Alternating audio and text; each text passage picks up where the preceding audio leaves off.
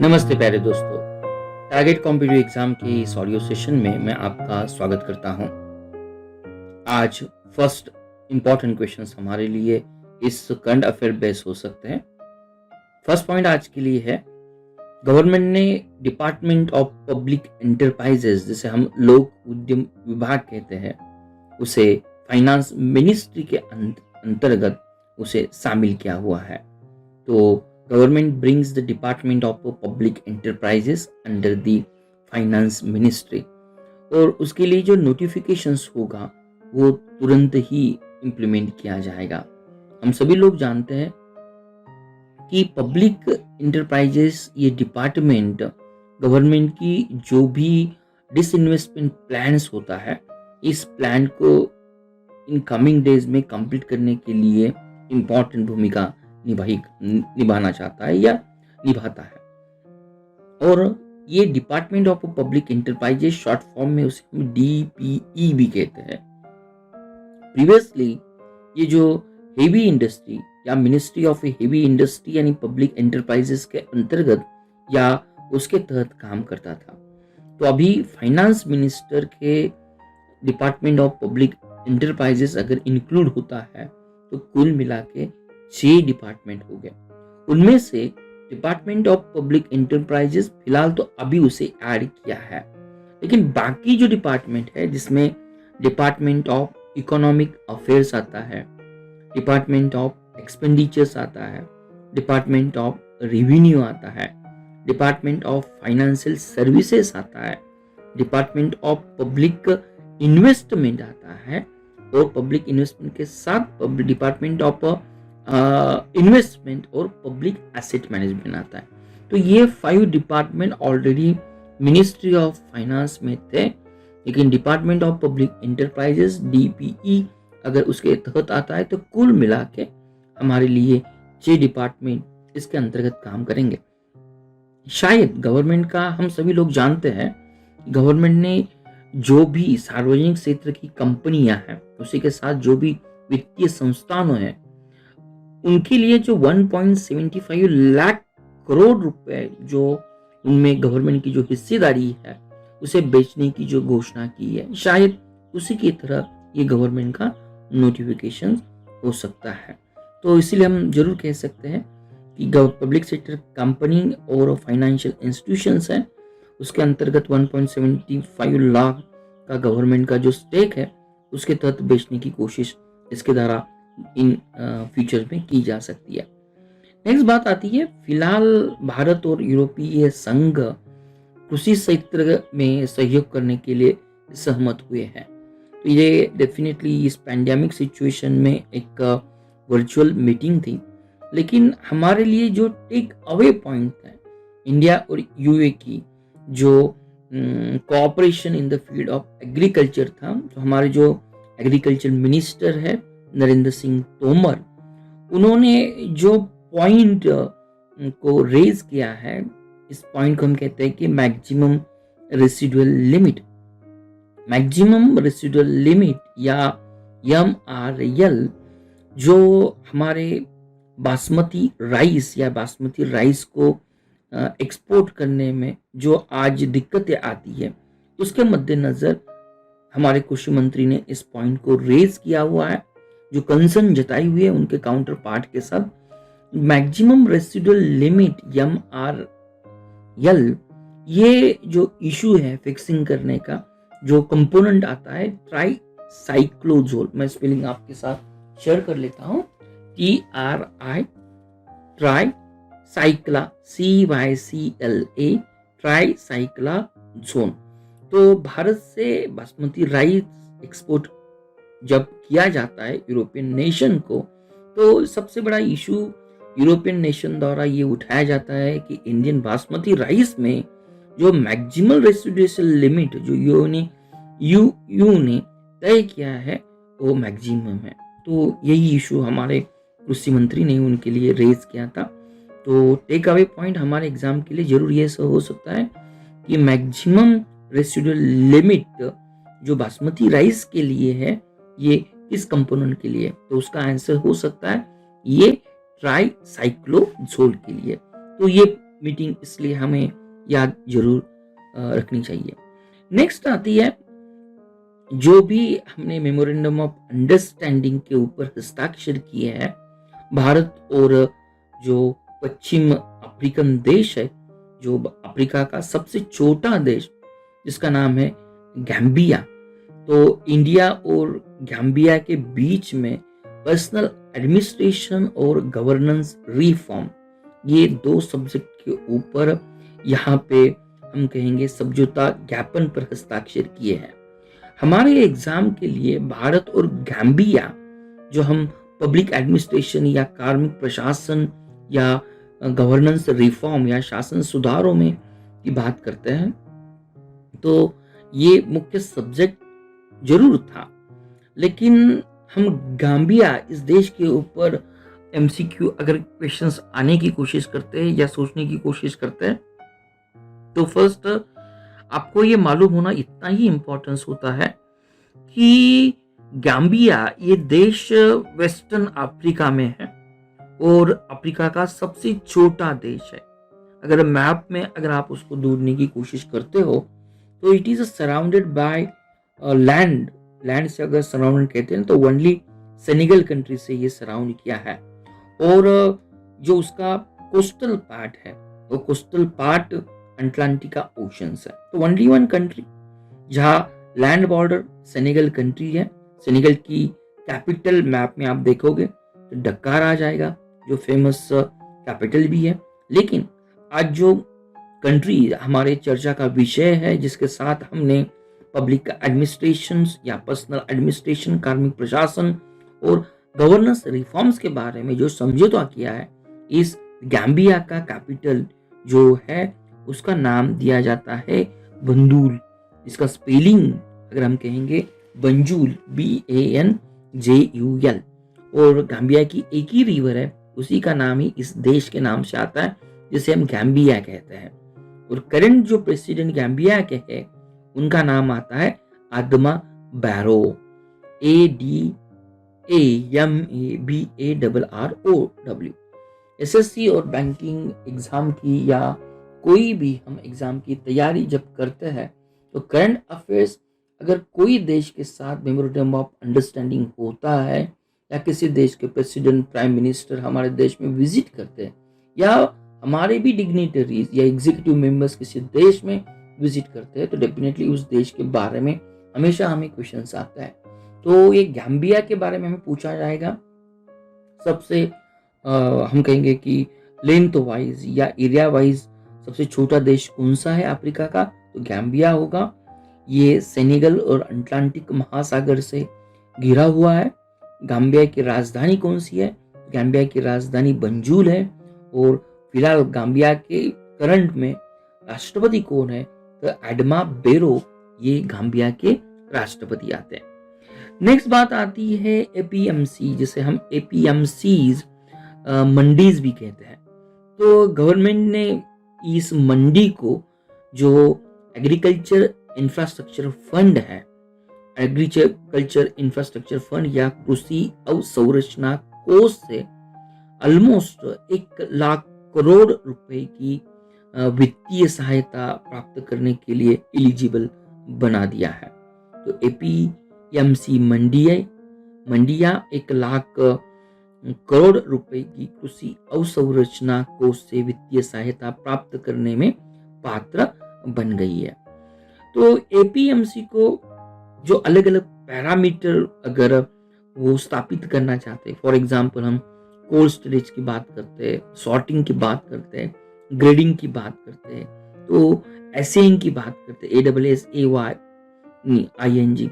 इस तरह से अलग अलग जो यहाँ एपीएमसी मंडियाज इंस्टॉल करनी चाहती है, तो डेफिनेटली उनके लिए एक इंटरेस्ट सबवेंशन दिया जाएगा अप टू 2 करोड़ रुपीस का फॉर ईच सेक्टर। जिस तरह से each infrastructure like cold storage होगा या सॉर्टिंग होगा। तो एपीएमसी मंडीज को एग्रीकल्चर इंफ्रास्ट्रक्चर फंड से तो यहाँ एलिजिबल कर दिया है कि अप टू 1 लाख करोड़ रुपए की वो सहायता जरूर ले सकते हैं।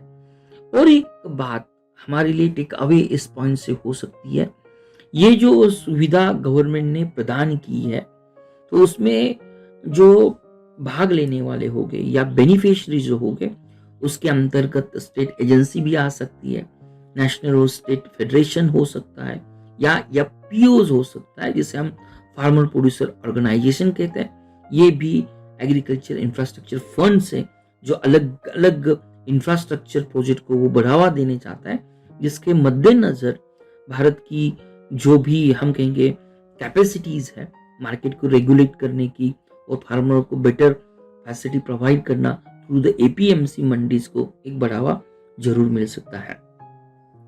नेक्स्ट बात आती है, ये गवर्नमेंट ने जो स्कीम लॉन्च की थी, इसका नाम है कि the central sector scheme of financing, जो एग्रीकल्चर इंफ्रास्ट्रक्चर फंड के तहत आती है। तो ये 1 लाख करोड़ की आर्थिक सहायता देती है। और भी एक बात इसमें सबसे इंपॉर्टेंट ये होगी कि जो फाइनेंशियल फैसिलिटीज है 1 लाख करोड़ रुपए की फाइनेंस सहायता देने की, ये ऑलमोस्ट 2025-26 तक उसे एक्सटेंड किया है। और ये ड्यूरेशन ऑफ स्कीम ये भी 2032 या 2030 तक बढ़ा दिया गया है।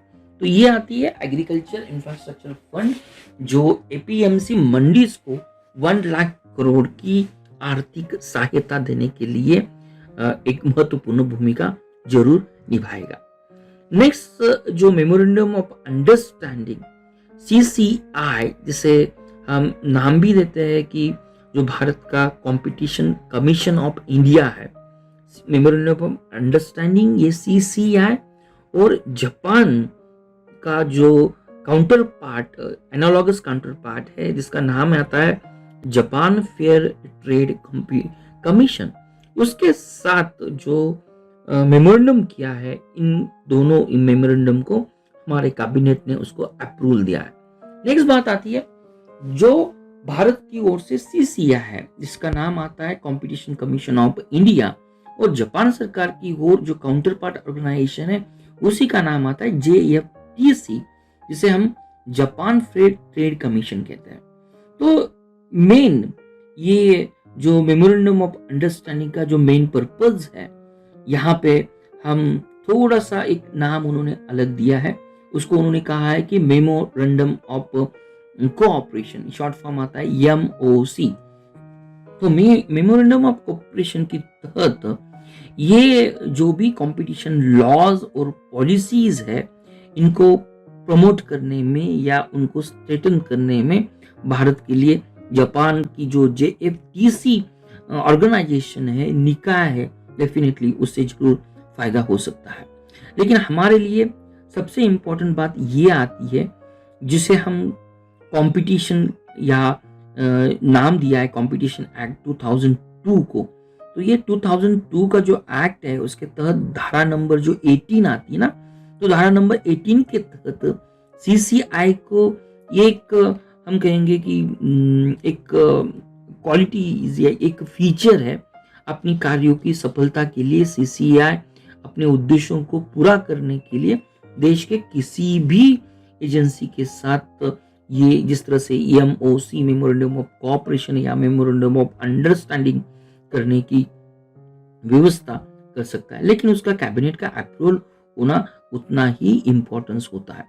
तो अगर CCI भारतीय प्रतिस्पर्धा आयोग या हम कंपटीशन कमीशन ऑफ इंडिया की बात कहते हैं, तो हमने ये देखा कि प्रतिस्पर्धा आयोग एक्ट जो या अधिनियम था 2002 के तहत 14 अक्टूबर 2003 को ये प्रतिस्पर्धा आयोग की स्थापना की गई। इसमें एक अध्यक्ष भी होते हैं और 6 सदस्य होते हैं। ये सभी क्वासी जुडिशियल, जिसे हम अर्धन्यायिक निकाय कहते हैं।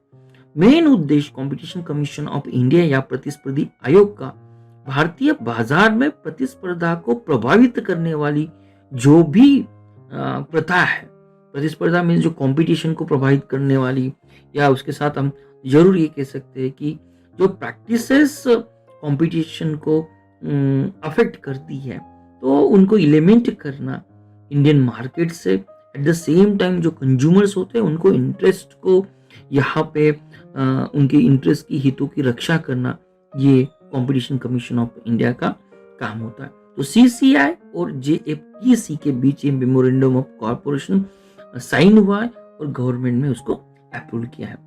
नेक्स्ट बात आती है तमिलनाडु से जो फ्लावर्स है। अगर तमिलनाडु की बात आती है तो आज के लिए उन्होंने यूएसी और दुबई में जो मदुरई माली या शॉर्ट शब्दों में उसे हम जास्मीन फूल भी कहते हैं, उनको जो GI जियोग्राफिकल इंडिकेटर जो आता है या जिसे हम जियोग्राफिकल इंडिकेशन कहते हैं, मदुरई का जास्मीन फ्लावर दुबई और यूएस में एक्सपोर्ट किया है, इसलिए पिक्चर्स में आता है। लेकिन हमारे लिए इम्पोर्टेंस ये होगा कि किस सिटीज को इंडिया के हम known as a jasmine capital, तो डेफिनेटली मदुरई का जो मीनाक्षी टेम्पल है, मीनाक्षी टेम्पल के लिए जास्मिन के जो भी फ्लावर्स होते हैं वो भक्तों द्वारा दिए जाते सेवा की मद्देनजर। तो जास्मिन कैपिटल ऑफ इंडिया ये तमिलनाडु का मदुरई सिटीज है, यह हमें यहीं पे नोट करना उतना ही इम्पोर्टेंस जरूर होगा। तो दुबई और यूएसए में यहाँ geographical indicator jasmine flower from the Tamil Nadu export हो चुके हैं। नेक्स्ट बात आती है स्पर्श। तो ये हमारी जो रक्षा मंत्रालय है, जवान है या जो भी अधिकारी लोग हैं, उनकी पेंशन की मंजूरी और उनको सवितरण जिसे हम डिसबर्समेंट कहते हैं, उनके लिए एक ई पोर्टल या एक आसान होने के लिए स्पर्श इस पोर्टल का आयोजन किया है। तो ये वेब बेस्ड पोर्टल भी होगा या उसे हम वेब बेस्ड प्रोसेसिंग भी कहेंगे। जो भी पेंशन के क्लेम्स होते हैं और पेंशन को क्रेडिट करना है किसी के बैंक के अकाउंट, तो ये स्पर्श द्वारा वेब बेस्ड सिस्टम द्वारा प्रोसेस किया जाएगा। या हमारे लिए इंपॉर्टेंस होगा कि स्पर्श का लॉन्ग फॉर्म क्या है। तो स्पर्श का लॉन्ग फॉर्म है system for the pension administration Raksha. मैं फिर से रिपीट करता हूं, स्पर्श SPARSH, उसका लॉन्ग फॉर्म है system for pension administration Raksha. तो किस मिनिस्ट्री द्वारा उसको इंप्लीमेंट किया जाएगा? तो this is implemented by the defence ministry. तो स्पर्श पोर्टल तक पहुंचने में पेंशन भोगियों की सहायता के लिए सेवा केंद्र भी स्थापित किए जाएंगे। ये भी पॉइंट में जरूर यहीं पे नोट करना चाहिए। नेक्स्ट बात आती है, भारत सरकार ने जो भी हमारी सीमेंट इंडस्ट्रीज है, सीमेंट इंडस्ट्री के विकास के लिए जो परिषद स्थापित की है, उनकी जो अध्यक्ष होंगे उनका नाम रहेगा पुनीत दालमिया। उनके साथ अन्य 25 सदस्य ये भी सीमेंट काउंसिल या जो भी हम कहते हैं कि सीमेंट विकास के लिए, सीमेंट उद्योगों के लिए एक बढ़ावा देने के लिए या रिकमेंडेशन करने के लिए जो काउंसिल स्थापित किया गया है, विकास परिषद, उसकी अध्यक्षता करेंगे पुनीत दालमिया। तो इस काउंसिल का मेन उद्देश्य यही होता है सीमेंट इंडस्ट्री में जो भी कचरा वेस्टेज होते हैं उनको खत्म करने के लिए या सीमेंट का उत्पादन बढ़ाने के लिए, गुणवत्ता में सुधार लाने के लिए, या जो भी प्रोडक्ट होते हैं उनका स्टैंडर्डाइजेशन करने के लिए, मानकीकरण करने के लिए ये काउंसिल या डेवलपमेंट काउंसिल गवर्नमेंट को जरूर कुछ तरीके सुझाएंगी। ये उनका मेन पर्पस आता है। नेक्स्ट बात आती है, यहाँ हम बात करेंगे कि कैबिनेट द्वारा जो अलग अलग आपातकालीन जो कोविड के लड़ने के लिए जो पैकेज दिया है, जिसे प्रति पैकेज दिया है ऑलमोस्ट 23,123 करोड़ का, तो इसे भी कैबिनेट ने मंजूरी दे दी है। तो इसके तहत जो थर्ड वेव कोविड की आने वाली है उसी आकांक्षा को नजर में रखते हुए ऑलमोस्ट यहाँ डिस्ट्रिक्ट लेवल पे एट द सेम टाइम से कहीं तालुका लेवल पे तो गवर्नमेंट ये जरूर कोशिश करने वाला है कि इंटेंसिव केयर यूनिट रहेगा जिसे हम ICU कहते हैं। ऑलमोस्ट 20,000 ICU स्थापित करना या बेड्स करना, पेडियाट्रिक यूनिट हर एक डिस्ट्रिक्ट में स्थापित करना, इसके लिए ये ₹23,123 करोड़ का इमरजेंसी रिस्पांस पैकेज गवर्नमेंट की कैबिनेट कमेटी द्वारा ये ऐलान किया गया है। नेक्स्ट हम कवर करेंगे राजस्थान की ओर। जो राजस्थान का रामगढ़ विषधारी जो अभी अभयारण्य था, ये रामगढ़ विषधारी अभी राजस्थान का चौथा टाइगर रिजर्व बना दिया। तो इसके पहले जो राजस्थान के 3 फेमस टाइगर रिजर्व थे, उनका नाम था रणथंभौर टाइगर रिजर्व, ये फर्स्ट था।